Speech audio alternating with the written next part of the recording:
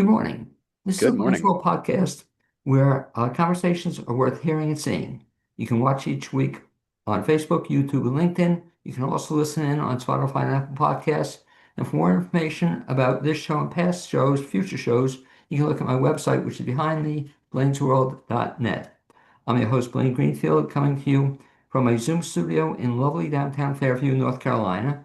And each week we share positive news and uplifting stories about people and organizations in both Western North Carolina and throughout the country.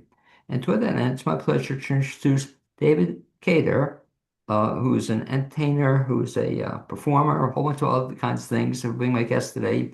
And David, you can feel free to wave to all your friends and friends who are watching this. Hi, everybody. Thanks for watching. Okay, and it's David, and I'm pronouncing it David Cater. You're spot on, unusually. Most people pronounce it Carter. So, Okay, yeah, I think I did the first time I saw it. I said, whoa, that's wrong. And so, David, the first question I always ask when I have a guest on is in terms of, as a kid, you grew up where? Greenville, South Carolina. Okay, as a kid growing up in Greenville, South Carolina, did you always know you wanted to be a musical entertainer? No, I mean, I was definitely into music. I was in the church choir, things like that, but I didn't really think of myself as being an entertainer once I even refused to sing a part because I felt like it was too embarrassing to sing in church. And it wasn't really until middle school that I started thinking more about it. What was that part? Do you remember? Yes, I went to Camp Canuga, about 30 minutes from here, actually. Right, That was my camp, and you would always sign up for activities, and right, one year you could sign up for a musical, and so right. you had to reserve your activities, most of your activities for that. So it was a big sacrifice to give up, but I had done enough performing in choirs and things like that at that point that I really wanted to do that, and it was Godspell, Okay. and it was a blast. It was transformative for me. I said, but that wasn't one you refused to do, though, was No, it? no, that was back way back when I was like 10 and my voice hadn't, or 12 and my voice hadn't changed yet. And I had to sing a high soprano part and I was embarrassed because my friends' voices had changed so that water under the bridge. It's so funny you mentioned Godspell because I just finished the book about John Candy, and this Hmm. was one of his first roles. And I'm watching a special about him, and they talk about Godspell. And it's like a cult thing in Canada. Everybody did Huh. Godspell. So you were in Godspell, so that was one of your first roles. Yes. Mm. Okay, what role did you have? I have no idea. I mean, it's kind of an ensemble cast, so I don't Right, that's know true. what role I had at the time. Was that the first show you were ever in? Yes, I think so. Yep. And is there a record of that anywhere? I'm sure there is not. There is no recording at the camp. That was just in my memory. Because I have this idea, and I've shared with Eric in the past too, but I love it as a fundraiser. Everybody would recreate their very first role. So wouldn't that be great? So then you could have a record of it and you could show other Oh, people that'd be so much fun. the Godspell. So Godspell started off, that was one of the first ones you can Mhm. remember. Yep. Where did it take you from there? Well, at that point, I was just totally immersed in it. I was so excited to do that. And the feel of bonding with a cast was such a key formative thing. My mom took me to see Cats, I think was the first musical that I saw, not too long after that, maybe early high school.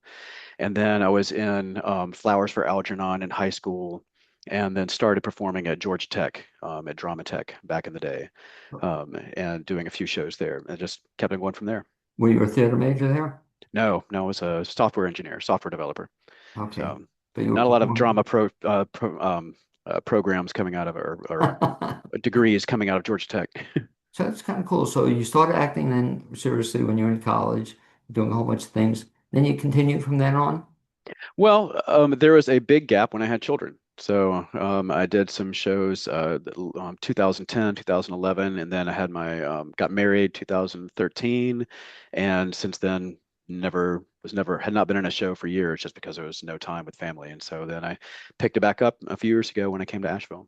Because I was really excited because I hadn't known you, like you said. I've been in Asheville for a while, and then all of a sudden I started seeing your name around. But it was only the last couple of years, would you say? Yeah, yeah, starting with Bright Star, I think it was Okay, 2023, the one at maybe. ACT, Yes. Mm. and what a great show that was, God, wasn't it it? was amazing. But that's funny, yeah, because that's probably the first time you caught my attention. I said, "Who is this guy?" I never seen him before, and ever since then, you've been doing a lot of stuff.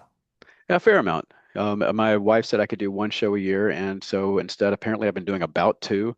Although some of it depended on like what happened with Helene, and John Crowley got sick for Wuthering Heights. So there's been some shows smashed together all of a sudden. But my wife has been very supportive, fortunately, of all that. Well, it's funny you say that because a lot of spouses and significant others are like that. They give their Yeah. one show because people don't realize one show involves how much of your life.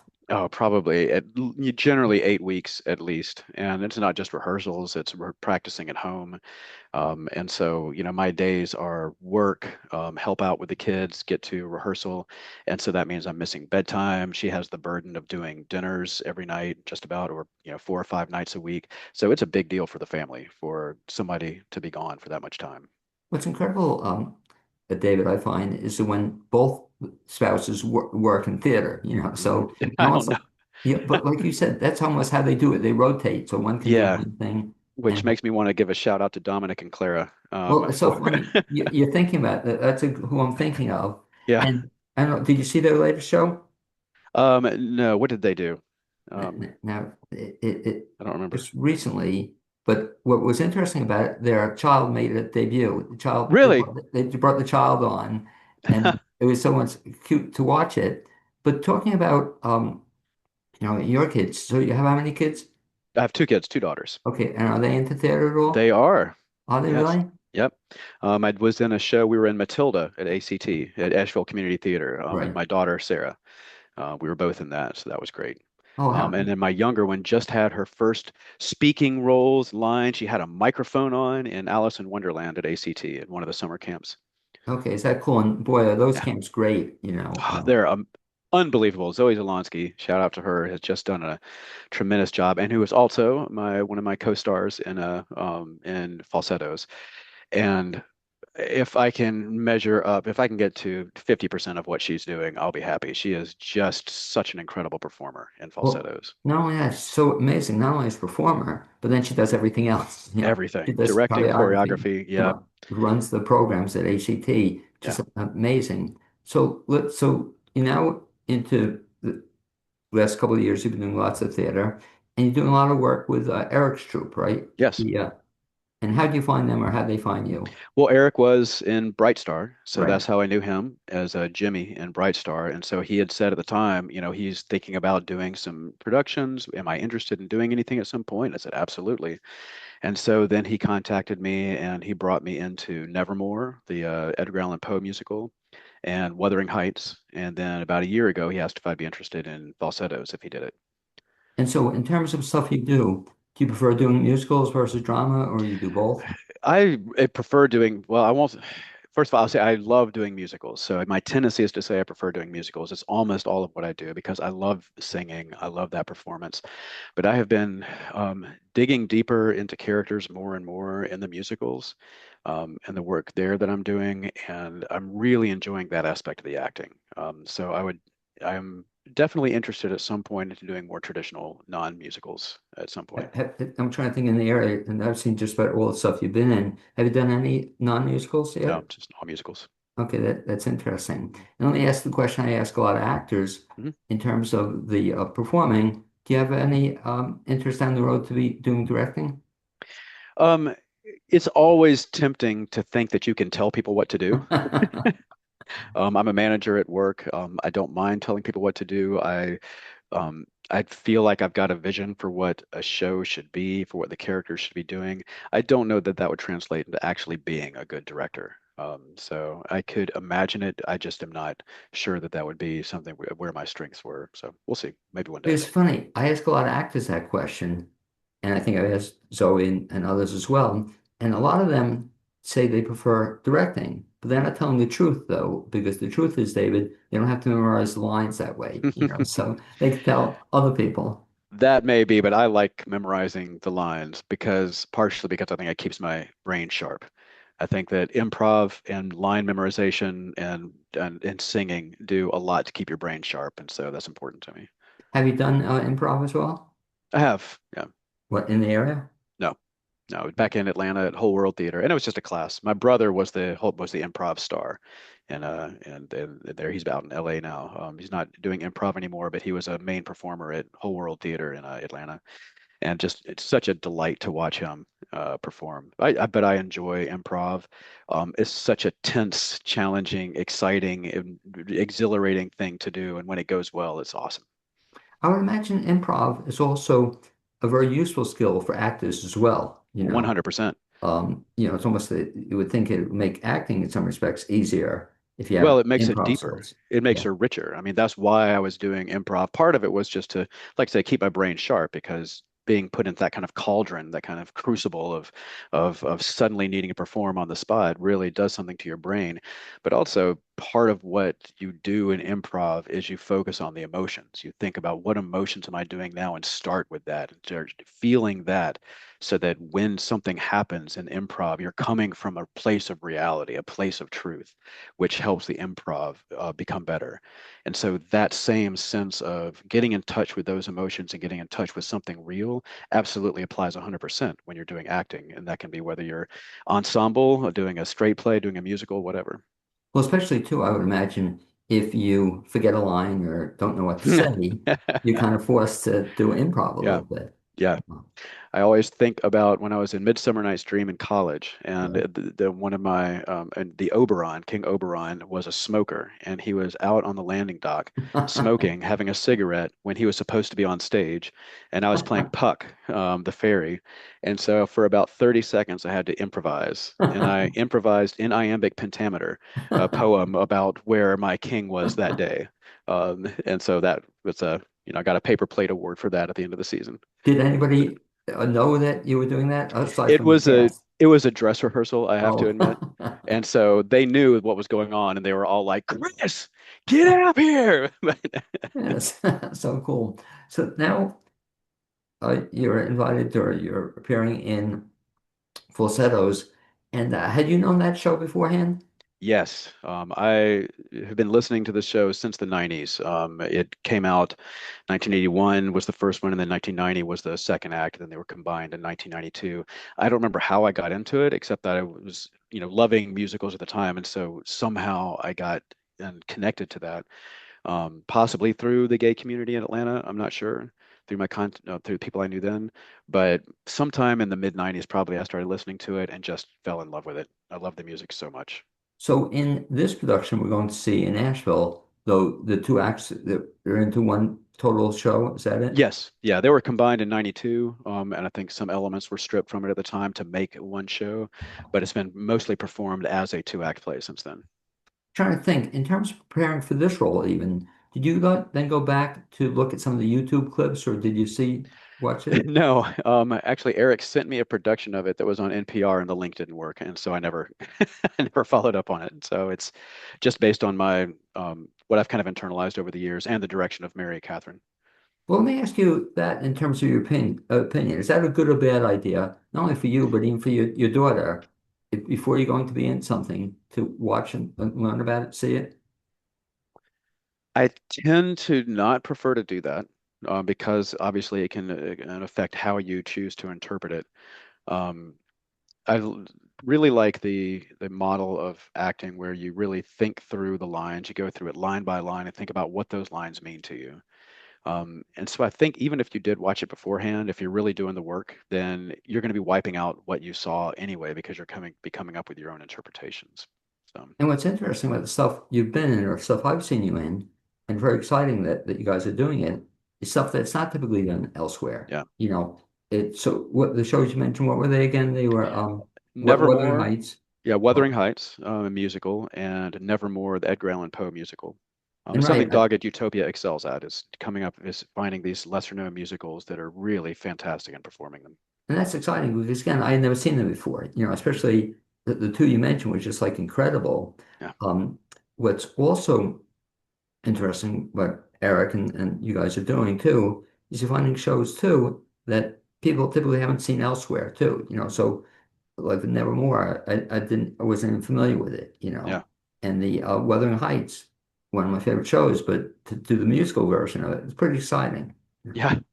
And that was So particularly interesting because Eric worked with the composer quite I a know, bit, yeah. and he ended up we cut things, we worked things. John Crawley had to do a lot of work with the score, and really created something that was tighter and different from what the composer originally had. And I believe the creator is going to be producing our version somewhere else now. Wow, very exciting. Yeah. So now for the folks who don't know falsettos, if I can put you on the spot and ask you to give me kind of the Reader's Digest version in like under 25 minutes, can you do that? Sure, I can do it probably in 30 seconds.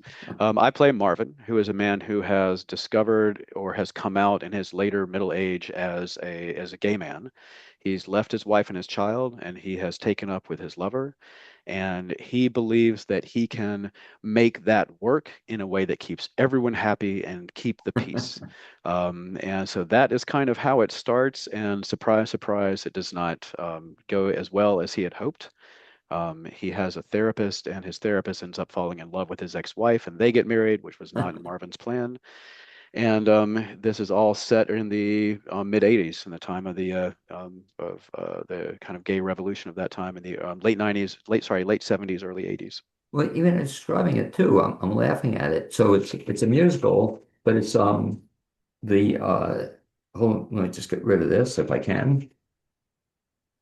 The it's a musical, but it sounds like it's a comedy as well, or the comic aspects. There's a lot of comic aspects. There it is in equal parts meaningful, hysterical, and tragic and beautiful. It is just a it is a drama, a slice of life of these people's lives, and there's some ludicrously funny aspects of it and just heartbreaking aspects of it. So I got that you're playing the main character, Marvin, is it? Yes. Okay. And so talk about who else is in the show and kind of their roles. Sure. One other thing I forgot to mention is there's a lot of elements of Judaism in this. The main characters are Jewish, and part of this revolves around my son going through his bar mitzvah. So there's a lot of Jewish themes as well. I go to the Beth Hatafila temple. My wife is Jewish, and we're raising our children Jewish. Zoe Zelansky plays Trina in the show. She's Jewish. Her mother did a presentation about Judaism and the aspects of it that really kind of helped inform what we're doing. Eric, who is the main person behind Dog Eat Utopia, he's playing Whizzer, my lover. Brimmy Moffman, Brimmy Jane Moffman, is playing Jason, my son. She was Annie in Annie at Asheville Performing Arts Academy. Okay. Connor Dalton, who played Daddy Warbucks with her in Annie, is playing Mendel, the psychiatrist. And then the second act, they're introduced two new characters. So that's the five in the first act. The second act introduces the lesbian neighbors, who are played by Erin Ullman and Carly Christensen. Okay. Well, it's interesting. So I know some of these folks I'm not really familiar with. So it'll be kind of interesting to see. And Yeah, I think Eric does that very well, that they'll bring in people who haven't done stuff in the past for him. yeah. So it's a it's a two-act show. Who would you say it should see this in terms of both age-wise and interest-wise? My children are going to see it. There's some, I would say there's some domestic violence. There's definitely it's pretty, I will say there's some sensuality between me and Whizzer. Nothing that is offensive or anything, but it's the kind of thing where if your children don't want to see men kissing or whatever, that they might not want to come. So there's some adult themes. Um, um, and so it's beyond that, I would say it really is appropriate for all ages. There's some minor cursing, but that's about it. I don't have any problem with my kids seeing it. What, and so your kids, you mentioned their age. So in terms of age range, you would say I would say 18. probably it's probably more appropriate for 15 and up. My kids are 9 and 12.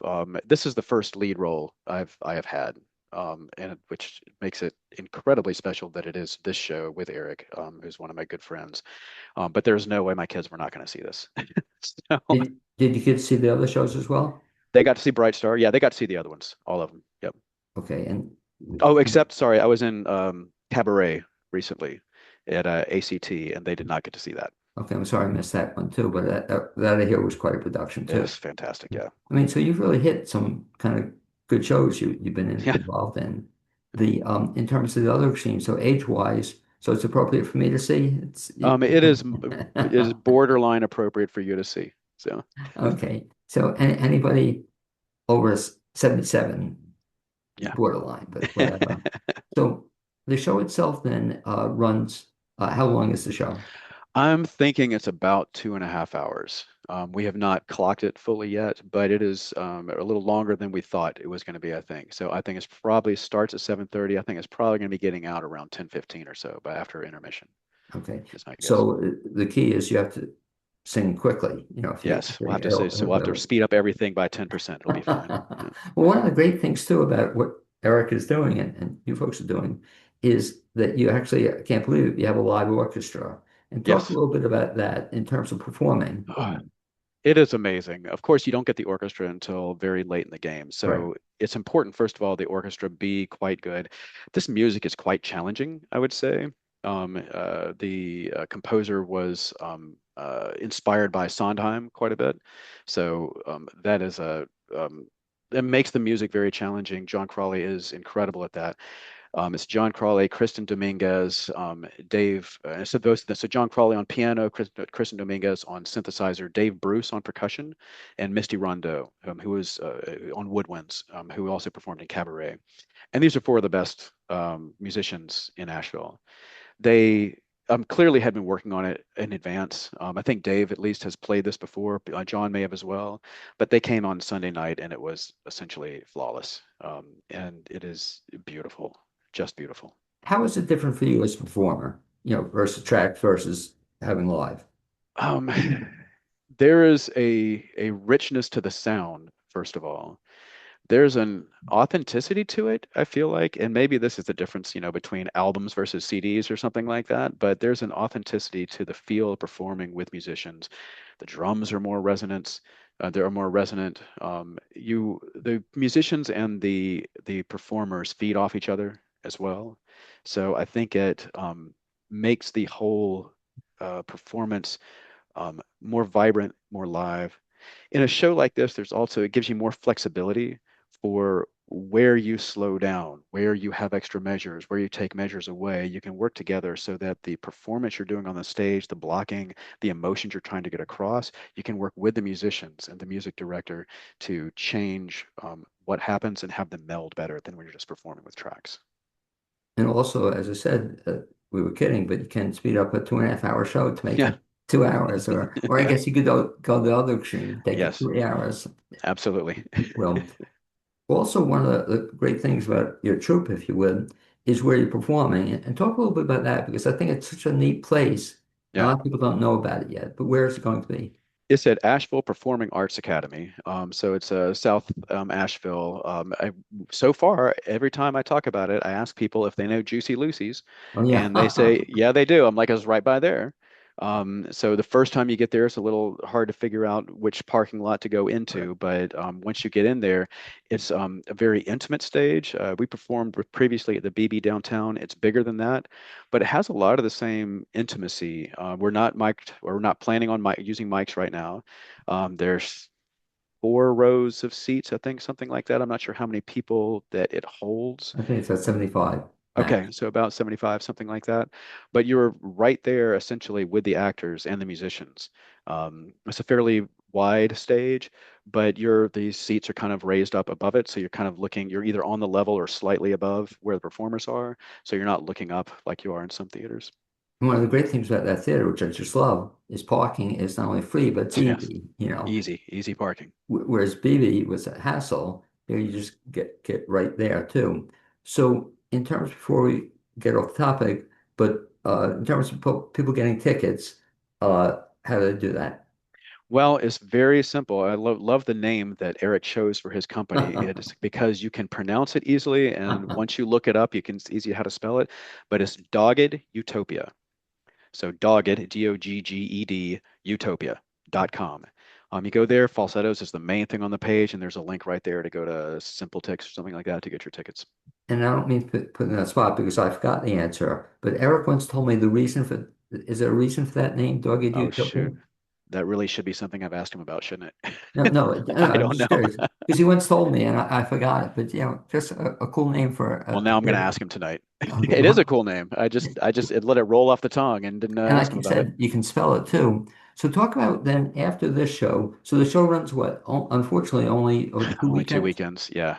I and wish it and were at what? least three, but it is Yeah, what it is. but Thursday, Friday, Saturday, Sunday. Yes. Thursday, Friday, Saturday nights at 7:30, Sunday matinees at 2:30. Because one of the cool things, and theaters don't do it anymore, but they used to all have 3 week runs. Yes, ACT oftentimes does, which is great. Or there's sometimes 4 weeks, they right? are. Right, Yep. right, Star. But for 2 weeks, it's tough. You got to catch the show. You don't have much Yeah. lead time on that. So the show will run in 2 weeks. Get tickets in advance if you can. Nice thing, because I've been to the theater a couple times. Every seat's good seat. Oh, absolutely. Yeah. Are there reserve seats No, I don't think. Well, no. Yes, there are reserved seats. Yeah, when on you this buy one? tickets, you reserve them, but there are all the seats are great. There's no obstruction, and they're all very close. You don't really lose out on any of the angles from where the performers are on any seat. I don't think. So after falsettos, Mm. do you have anything lined up yet you can share? I don't have anything lined up. Like I said, one show a year is probably good. My wife has been very generous. Cabaret came up in the spring, Right. and given everything that's going on in the country right now, that was an important show for me to do. With especially with the aspects of the Nazi tie-in with Cabaret, I really wanted to do that show. And my wife said, absolutely, you have to go for that. Nice. And I already had falsettos lined up. So she knew it was going to be rough, Yeah. but she lived with it. But no, so I don't have anything else lined up right now.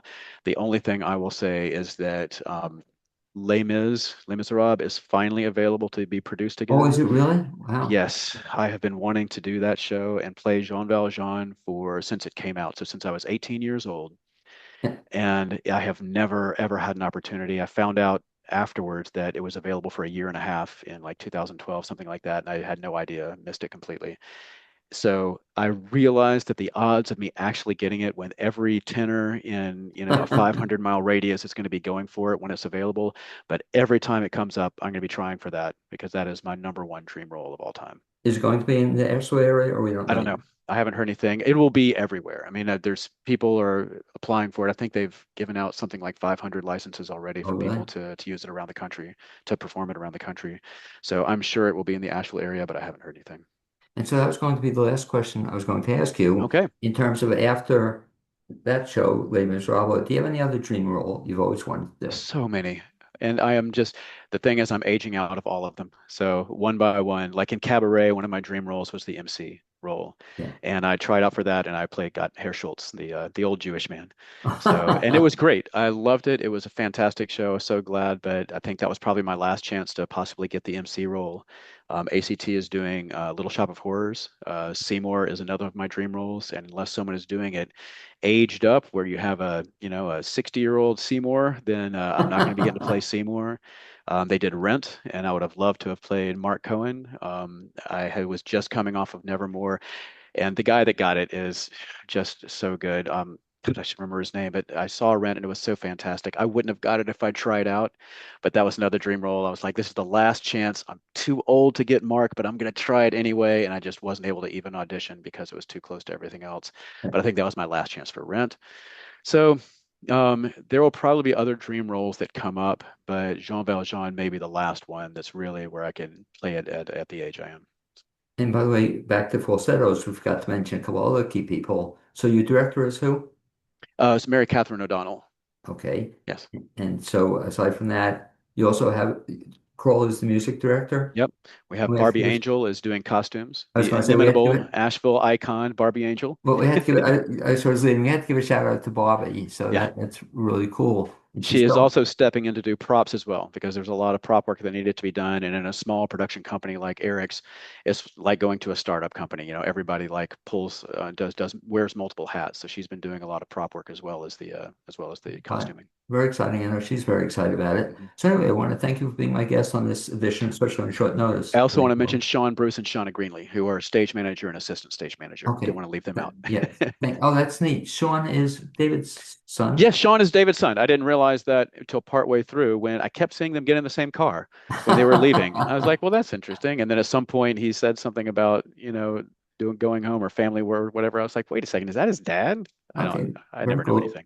Good guy, David Bruce. Anyway, thanks for being my guest on this Sure edition thing. of the Blainsville podcast. Hopefully, it will be the first of many future appearances. Also, I thank my producer, Kim Jones, and I look forward to seeing the show this coming week, and we're certainly Great. other people should Oh, see it. and I don't think we mentioned it, but it is in 2 days. August 27th, Thursday is when it starts. Okay, so if you want to get over, get tickets real soon. Anyway, my Yes. friend, thanks very much for joining us, and like I said, we'll bump into each other real soon, I'm sure. Thank Yes. you. Sounds good. Thank you so much, Blaine.